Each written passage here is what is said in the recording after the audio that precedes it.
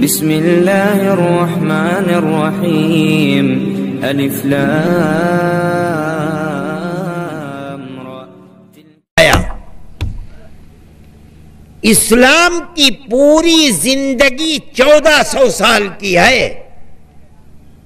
لیکن اس ملک میں اسلام کی زندگی 1300 سال کی ہے، اس لیے کہ اسلام ہندوستان میں 100 سال کے آخر میں پہنچا، خشکی کے راستے سے سندھ تک اور پانی کے راستے سے کیرلا تک آیا، اور اس کے بعد لوگ اسلام کو قبول کرنے لگے۔ اسلام کو اس ملک کی ہر برادری نے قبول کیا ہے، کوئی برادری ایسی نہیں جس نے اسلام کو قبول نہ کیا ہو۔ گوجر مسلمان بھی ہے، ہندو بھی ہے، جاٹ مسلمان بھی ہے، ہندو بھی ہے، بنیا ہندو بھی ہے، مسلمان بھی ہے، کشمیر میں پنڈت برہمن ہندو ہے، برہمن مسلمان بھی ہے، کہیں کوئی جھگڑا نہیں تھا، ملک امن و امان کا گہوارہ تھا۔ اتنی لچک تھی ہندوستان کے مزاج میں، ایک باپ کی اولاد، ایک بیٹا مسلمان، ایک بیٹا سکھ ہو گیا، ایک بیٹا کرسچن ہو گیا، ایک بیٹا باپ کی مذہب، سب بھائی بھائی کی طرح ایک دوسرے کے ساتھ زندگی گزار، کوئی لڑائی جھگڑا مذہب کے نام کے اوپر ہندوستان میں نہیں تھا۔ آپ تاریخ کو اٹھا کر کے دیکھ لیجئے، مذہب کی بنیاد پر کوئی اختلاف نہیں ہے، لیکن میرے بھائی ہمارے ملک میں تقریباً 100 سال سے فرقہ پرستی کا جنون لوگوں کے اوپر سوار ہوا۔ اس فرقہ پرستی نے، جس کی بنیاد اقتدار کی کرسی تھی، ملک پر حکومت کرنا تھا، ان لوگوں نے ہماری 1300 سال کی تاریخ کو آگ لگا دی، دلوں کے اندر بٹوارا شروع کر دیا، نفرت کے بیج بونے شروع کر دیے۔ ہم یہ سمجھتے ہیں کہ اگر پیار و محبت کی ہماری پرانی تاریخ زندہ نہیں رہے گی ملک کے اندر تو ملک برباد ہو جائے گا، آگ لگ جائے گی۔ سب بسنے والے اس اللہ کے بندے ہیں، ایک دوسرے کو قتل کرے گا، ایک دوسرے کو لوٹے گا، آگ لگائے گا، مصیبتوں کا شکار بنائے گا، اس اللہ کے طرف سے ڈھیل تو مل سکتی ہے لیکن آنکھیں بند نہیں کی جا سکتی۔ یہ دنیا کا قانون ہے۔ ہم یہ سمجھتے ہیں کہ یہ ملک اگر رہے گا تو پیار و محبت کے ساتھ رہے گا، لیکن آج کی صورتحال خراب ہے۔ ہمیں پہلے بھی شکوہ رہتا تھا، آج بہت زیادہ ہے۔ ہم کسی سیاسی جماعت سے تعلق نہیں رکھتے، ہم کسی سیاست سے اپنا رشتہ نہیں جوڑتے۔ جمعیت علماء ہند خالص دھارمک جماعت ہے، ہم پارلیمنٹ اور اسمبلی کی سیاست سے کوئی لینا دینا نہیں رکھتے۔ ہماری بلا سے، اقتدار کی کرسی سے کون اٹھتا ہے اور کون آ کر بیٹھتا ہے ہمیں اس سے کچھ لینا دینا نہیں، ہم سیاسی لوگ نہیں ہیں، لیکن ہم یہ سمجھتے ہیں کہ ملک کے اندر اگر سیکولرزم، بھائی چارہ اور پیار و محبت زندہ ہے تو ملک زندہ ہے۔ اس کو آگ لگے گی تو ملک کو آگ لگے گی، نہ اقلیت چین و سکون کے ساتھ رہے گی، نہ اکثریت چین و سکون کی۔ ہمیں اس سے کوئی بحث نہیں کہ اقتدار کی کرسی پر آ کے بیٹھا کون اور اقتدار کی کرسی سے اٹھ کر گیا کون، ہمیں کیا لینا دینا ہے۔ ہم تو بھئی اقتدار کو تو پارلیمنٹ بناتی ہے. ہم تو نہ کبھی الیکشن لڑے نہ کبھی الیکشن کے قریب جائیں گے. ہم نے تو اپنی اولاد کو بھی سیاست سے الگ رکھا ہے. ہمارا کوئی رشتہ اور تعلق نہیں. ہم تو خدمت کرتے ہیں, ہندو کی بھی کرتے ہیں, مسلمان کی بھی کرتے ہیں. گلزار صاحب بھول گئے, انہیں بتانا چاہیے تھا کہ کلکتے کے کیس میں جہاں پھانسی کی سزا تھی اس میں مسلمان کے ساتھ ہندو بھی ہے, جس کی پیروی جمعیت علماء ہند کر رہی ہے. آسام کے اندر, آسام میں ہم نے تقریباً 1000 مقدمے لڑے ہیں اور لڑ رہے ہیں. شناختی کارڈ کی بنیاد کے اوپر جن لوگوں کو ہاتھ پکڑ کر کے انہوں نے کہہ دیا کہ یہ بنگلہ دیشی ہے, ہم ان کے مقدمے لڑ رہے ہیں. 1000 سے زیادہ مقدمے لڑ چکے.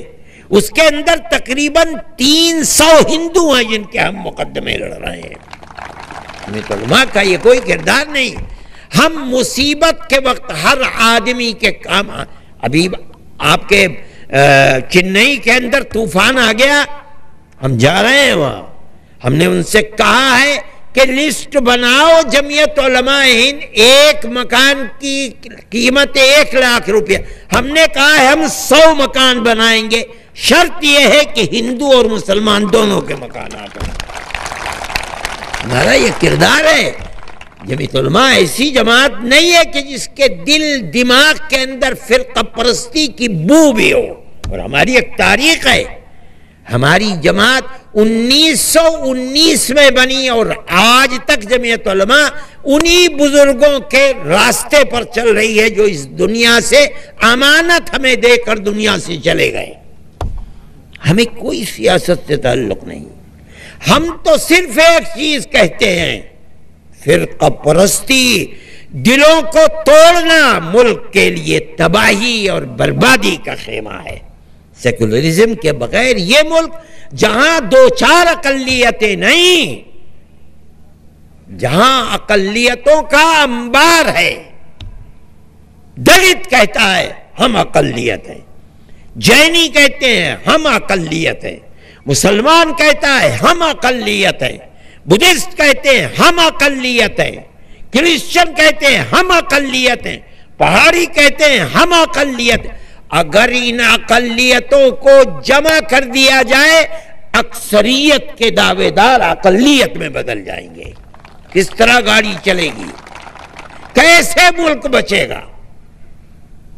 ہمیں گورنمنٹ سے کچھ لینا دینا نہیں ہے, لیکن ہم یہ دیکھ کر حیران ہیں کہ اس گورنمنٹ کے آنے کے بعد فرقہ پرست ذہنیت, کمیونلزم جس طرح بڑھا ہے اس طرح اس سے پہلے نہیں تھا. دنگے ہوتے تھے, ہم کہتے تھے روکو, فرقہ پرستوں کے منہ میں لگام دو, ان سانپ کے بچوں کو تم پال رہے ہو, یہ بڑے ہوں گے یہ تمہارا خون بھی چوسیں گے. ہماری اس بات کو سنتے نہیں تھے. ہم کہتے تھے, ہم نے بار بار کہی یہ بات, سینکڑوں مرتبہ ہماری ورکنگ کمیٹیاں اور جلسے بھرے پڑے ہیں, لیکن ہماری بات کو نہیں مانا گیا. آج یہ گورنمنٹ بنی, ہمیں اس گورنمنٹ سے نہ کوئی لینا ہے نہ کچھ دینا ہے, لیکن ایک افسوس ہے کہ گورنمنٹ بنی تو وہ دماغ جس کو ہم فرقہ پرست سمپردائکتا کہتے ہیں, کمیونلزم, وہ اس طرح نکل کر باہر آئے کہ اس سے پہلے کبھی ہم نے نہ سنا تھا نہ دیکھا تھا. کہیں یہ صورت ہو رہی ہے کہ کہتے ہیں کہ ہم 20 کروڑ مسلمانوں کو اور 5 کروڑ ہندوؤں کو ہندو بنا لیں گے, گھر واپسی لے کر. ارے بابا, 25 کروڑ لوگوں کو مذہب سے نکال کر کے تم نے اپنی ماں کا دودھ پیا ہے اور کسی نے نہیں پیا ہے. اس ملک میں آگ لگ جائے گی, اس آگ کو بجھائے گا کون؟ گلی گلی, کوچے کوچے, گاؤں گاؤں آدمی کا خون بہے گا، اسے بچائے گا کون ملک کو؟ تم تو کہہ چکے. کوئی کہتا ہے کہ ہم مسلمان اور کرسچن سے ووٹ کا حق چھین لیں گے. اچھا، تو یہ 25 کروڑ کی آبادی ووٹ کے حق سے محروم رہے گی، ملک کیسے چلے گا؟ آج کہنے والا کہہ رہا ہے ہمیں صرف گورنمنٹ سے یہ شکایت ہے کہ گورنمنٹ کا ہاتھ ایسے کہنے والوں کی زبان کو کھینچنا چاہیے تھا، تب ملک میں امن و امان رہتا. لیکن اقتدار کی کرسی پر بیٹھے ہوئے لوگ منہ میں بتاشا رکھے بیٹھے رہے، اور جس کے منہ میں جو آتا رہا کہتا، کسی نے کچھ نہیں کہا. ملک تو اس طرح نہیں چلے گا. میں یہ کہتا ہوں کہ ملک کی اکثریت، ہندو اکثریت، فرقہ پرستی کی مخالف ہے. میں کہتا ہوں امن و امان کی چاہنے والی ہے. یہ مٹھی بھر فرقہ پرست ہیں جو ہندوستان کے اندر ابال کو پیدا کرنا چاہتے ہیں، امن و امان کو آگ لگانا چاہتے ہیں، اس سے زیادہ نہیں ہے. اور میری دلیل ہے، جن لوگوں نے یہ پروگرام آگرے اور علی گڑھ میں بنایا تھا، اگر ان کے گھر واپسی کے پروگرام کو اکثریت ہندو لے لیتی تو ملک میں تو آگ لگ جاتی. لیکن آپ نے دیکھا کہ بنانے والوں نے پروگرام بنایا، میڈیا کو لیا، لیکن 15 دن سے زیادہ میڈیا کے اندر چیز نہیں آئی. آج لوگ بھول گئے. اس کا مطلب کیا ہے؟ ملک کی اکثریت امن و امان چاہتی ہے، فرقہ پرستی نہیں چاہتی. ریجیکٹ کر دیا. لوگوں نے کہا، آپ نے سنا ہوگا، دیکھا ہوگا کہ آدمی کہہ رہا ہے خم ٹھوک کر کے کہ گاندھی کا ہم نے قتل کیا ہے. گاندھی انگریز کا پٹھو تھا. اگر ملک فرقہ پرست ہوتا اور اکثریت فرقہ پرستی میں ڈوبی ہوئی ہوتی، اس کو لے لیتی. مگر ایک آدمی کے سوا دوسرا آدمی نہیں ملا آپ کو. اس کا مطلب ہے کہ ملک امن و امان کو چاہتا ہے. یہ مٹھی بھر لوگ ہیں جو آگ لگانا چاہتے ہیں. ہوا یہ بات کہ لوگ اٹھے اور کہا کہ ملک کے اندر ہم مسلمان سے اور کرسچن سے ووٹ کا حق لے لیں گے. اگر ملک کے اندر اکثریت فرقہ پرست ہوتی تو اس مدعے کو اٹھایا جاتا. مگر اس طرح لوگ بھول گئے کہ آج کسی کی زبان پر بھی بات نہیں آتی ہے. اس کا مطلب ہے کہ ملک کی اکثریت فرقہ پرست نہیں ہے. ہم انہی لوگوں سے کہتے ہیں کہ بابا، آگ کو آگ سے نہیں بجھایا جا سکتا. اگر دشمنی اور دلوں کو بانٹنے کی آگ برسائی جا رہی ہے تو تم پیار و محبت کی شمع کو جلاؤ اور ملک کو آباد رکھو، ملک کو برباد نہ ہونے دو. ہمارا مدعا صرف اتنا ہے اور کچھ بھی نہیں ہے. میں اور دلیل دیتا ہوں. ایک اخلاق کا قتل نوئیڈا کے اندر ہو گیا اور بالکل بلا وجہ ہو گیا. ملک میں اندر قتل تو بہت ہوتے رہتے ہیں، مگر مندر سے آواز اٹھی کہ اخلاق گائے کا گوشت کھا رہا ہے، چلو اور قتل کر دو. چیختے رہ گئے کہ بابا فریج کو دیکھ لو، ہانڈیوں کو دیکھ لو، جو برتن ہیں ان کو. ہمارے پاس نہیں ہے، گائے نہیں، بکرے کا گوشت ہے. ایک جھوٹا دعویٰ بنا کر آدمی کو قتل کر دیا. قتل ہو گیا، لیکن پانی ملک نے یہ دیکھا، ہندو نے، کہ پانی سر سے اوپر اٹھ گیا. بڑے بڑے ہندوؤں نے اپنے ایوارڈ کو واپس کر دیا. یہ ایوارڈ واپس کرنے والے کون تھے؟ ہندو تھے. اس کا مطلب ہے فرقہ پرست نہیں تھے. ملک اسی طرح آباد رہ سکتا ہے. آپ جس آواز کو اٹھاتے کہ یہ ظلم ہے، اگر ہندو آپ کے ساتھ نہ آتا، آپ 2 دن 4 دن اٹھا لیتے، اس کے بعد تھک کے بیٹھ جاتے. اور اس کی اکثریت ہے جو چاہتا ہے کہ ملک میں امن و امان رہے، وہ آگے سامنے آیا، آپ کا مدعا اس نے اٹھا کر آسمان پر چڑھا دیا، ساری دنیا نے تھو تھو کی، کوئی ملک دنیا کا نہیں بچا جس کے سامنے ہندوستان کی حکومت کو ذلیل نہ ہونا پڑا ہو۔ ہونا یہ چاہیے تھا کہ حکومت سب سے پہلے آگے آتی۔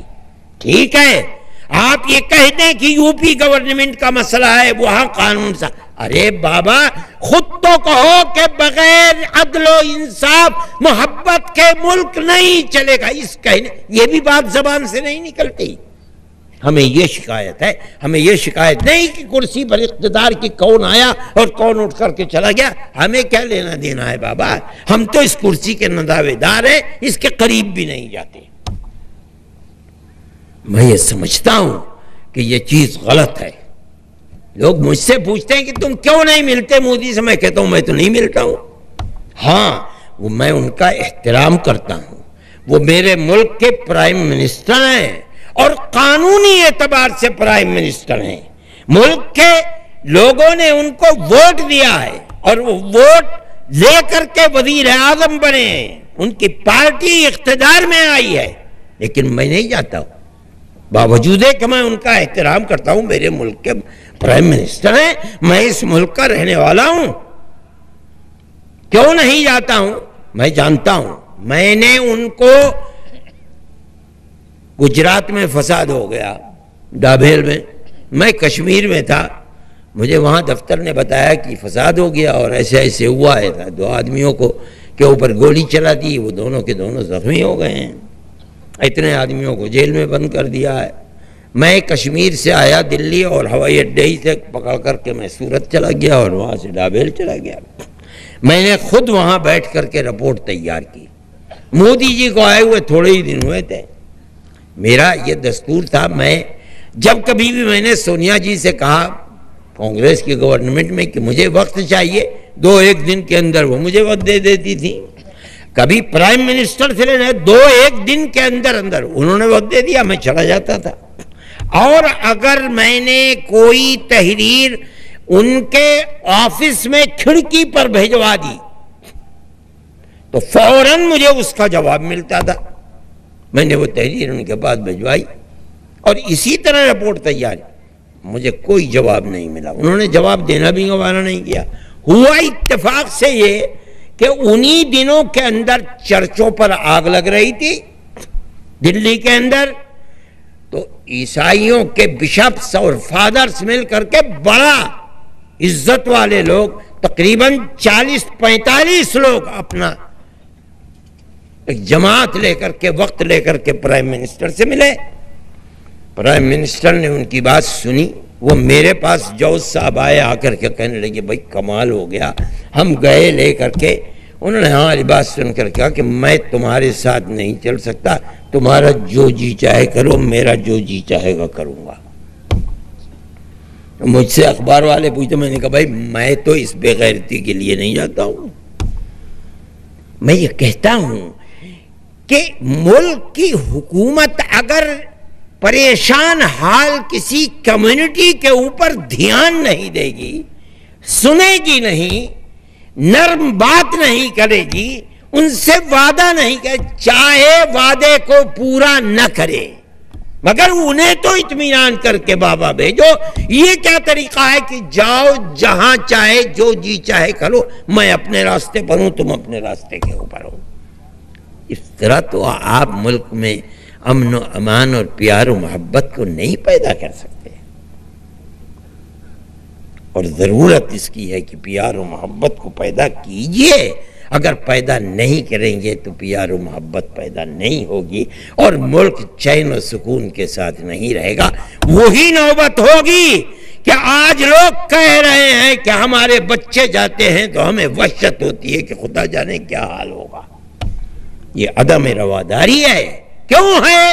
اگر آپ کرسی پر اقتدار کی بیٹھ کر آواز لگاتے پرائم منسٹر اور ہوم منسٹر ہم نہیں ہونے دیں گے، ملک کے امن و امان کو ٹوٹنے نہیں دیں گے، کیا مجال تھی کسی کی کہ توڑ دیتا؟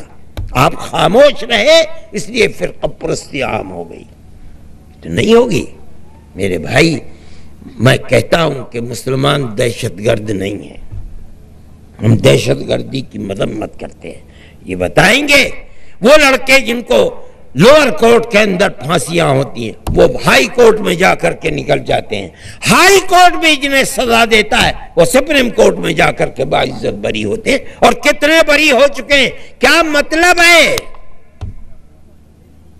کہ جس پولیس نے تفتیش کی ہے وہ فرقہ پرست ذہنیت کے لوگ تھے. اپنے عیب کو چھپانے کے لیے کہ ان ہاتھوں تک ان لوگوں تک ہمارے ہاتھ نہیں پہنچ سکتے جو بے قصور تھے, ان کو پکڑ کر کے جیل میں بند کر دیا اور لاٹھی اور ڈنڈے سے پیٹ کر کے ان سے اقرار کرا لیا. وہ جو 11 سال سلاخوں کے پیچھے جن کو پھانسی کی سزا ہو گئی تھی نکلے, ان کی کتاب ہے اسے پڑھو روک کے کھڑے ہو جاتے ہیں. ہم یہ سمجھتے ہیں کہ یہ لوگ قاتل نہیں ہیں, یہ دہشت گرد نہیں ہیں. دہشت گرد وہ ہیں جنہیں تم نے اپنی چادروں کے نیچے چھپا رکھا تھا. وہ دہشت گردی کرتے تھے اور معصوم لوگوں کی گردن کو پکڑ کر کے 20 سال ہو گئے جیلوں کے اندر بنتے ہیں. ہم یہ سمجھتے ہیں کہ یہ بات غلط ہے. مسلمان کیوں دہشت گردی کرے گا؟ اور ہم دہشت گردی کے مخالف ہیں, مگر دہشت گردی کسی صورت میں آئے ہم ہر صورت کے مخالف ہیں. دھرم کے ساتھ دہشت گردی نہیں ہے. اگر کسی جگہ بم پھوڑتا ہے.